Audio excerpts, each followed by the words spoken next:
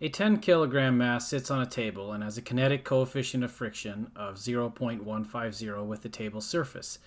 It is connected by an effectively massless thread over a massless frictionless pulley to a 2.5 kilogram mass hanging over the edge of the table.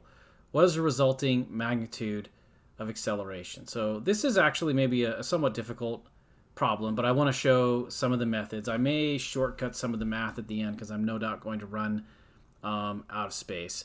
So I want to kind of look at I want to analyze these two objects separately. So if I maybe say that, oh, the first object, maybe I'm going to represent that as an M1 is equal to 10 kilograms, and the second object is going to be, I'm going to label it with its mass with M2, and that's going to be the 2.5 kilograms that's given to me.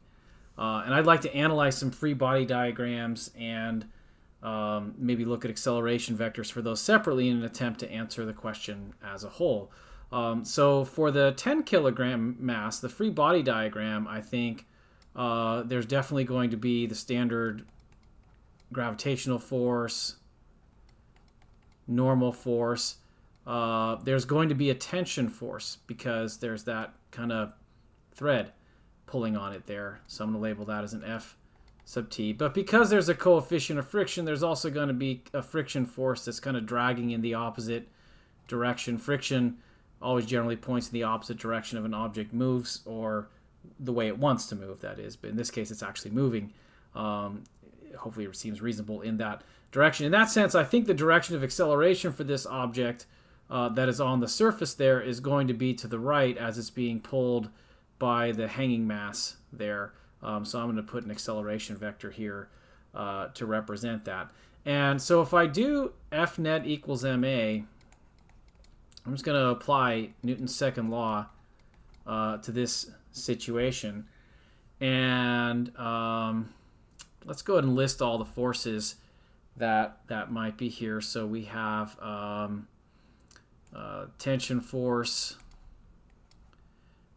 We've got the friction force, we've got the gravitational force, and we have the normal force. Okay. And if I look at the x components for this using a standard coordinate system, I think we would see that there is the tension force minus the friction force, since the friction force points to the left, is equal to positive mass times acceleration, since acceleration is to the right. And I ignored the gravitational force and the normal force there because they are purely in vertical directions.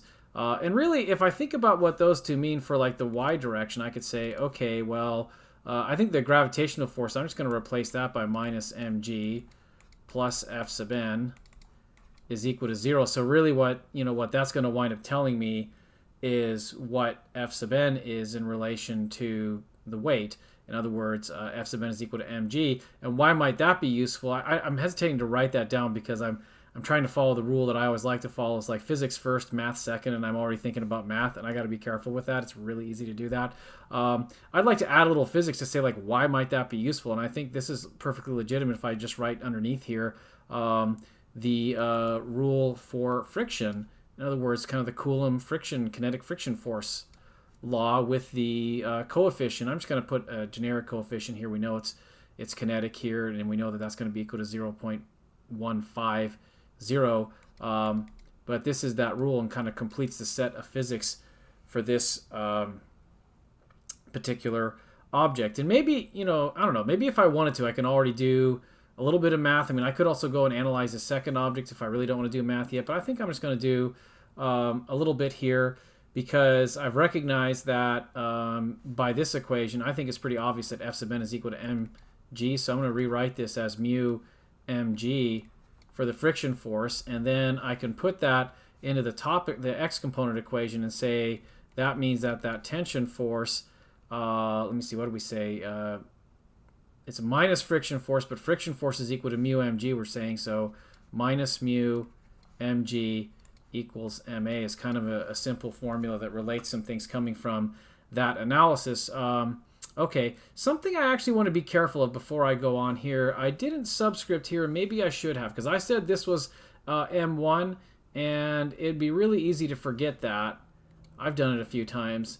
And then go and combine things from over here where it's a mass M2. There's two masses here, and I'd like to make sure I have a record of that, because later on I'm going to combine some of these equations, and I'm going to need to know what they are and not like accidentally cancel out all the masses when maybe there are actually two different masses here. Let's look at the second object. So that's this 2.5 kilogram object, the hanging mass there. Let's do an FBD for it. So I think it's definitely being pulled down by gravity. And is there a normal force here? Well, no, it's not on a surface, but there is a tension force pointing upward. How big should that tension force be? Well, maybe to help me figure that out, I'm going to do it a little bit shorter, but why do I know that that tension force should be smaller than the gravitational force? It's because I know that this thing should be accelerating down based on what I think this arrangement is doing, and that would work out, or that's reconciled with an FBD where the gravitational force exceeds the tension force. And looking at F equals ma, or maybe I'll write F net to be clear, equals ma. I want to be clear, whoops, put a vector symbol there. I want to be clear about the fact that I am maybe looking at two forces here, tension force and gravity force, or gravity force and tension force. And then for this one, there's really only vertical things, so maybe I could do the y components, or you know what? Is it cool if I say I'm going to do the minus y components? I'm doing something a little bit sly there by doing that, because I'm just going to take down to be positive, but I'm going to write that as minus y components here. It's something I'm just doing on the fly. But what that means is that the interpretation of this vector formula with the minus signs correct would be positive Fg pointing down minus the tension force is equal to positive mass times acceleration, since I made down positive, I'm considering negative y components. But let me be careful again. Really, these masses should all be the M2s here. And in particular, the gravitational force is going to be M2g minus Ft. Now, there's something maybe I haven't addressed here, because I've done a lot of analysis here already. I've done forces, I've written equations. Sometimes as physicists, we just kind of do that, and then we kind of step back and say, hey, have I done anything? So one of the questions that may come up is I put tension force here and I put tension force here. Should I have said that this is tension force 1 and this is tension force 2? Because, hey, this is the tension force on this object. This tension force here on object 1 was, right, the tension force applied there to that object. How do I know that they're the same?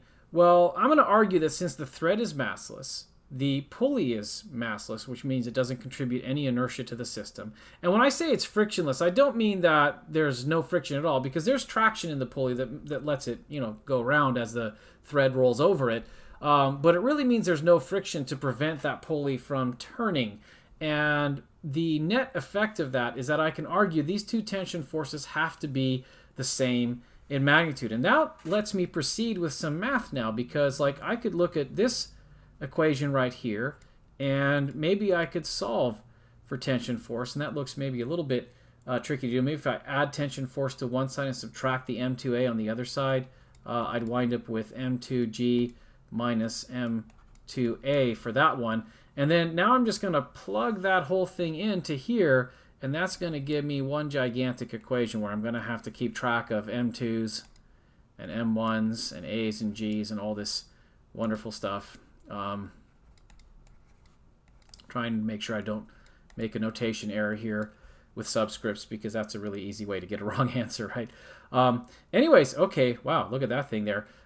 So I think anyone can tell, right? Well, maybe not anyone, but I have some notes here that I kind of did ahead of time. Hopefully, let's see, I think it makes sense. Yeah.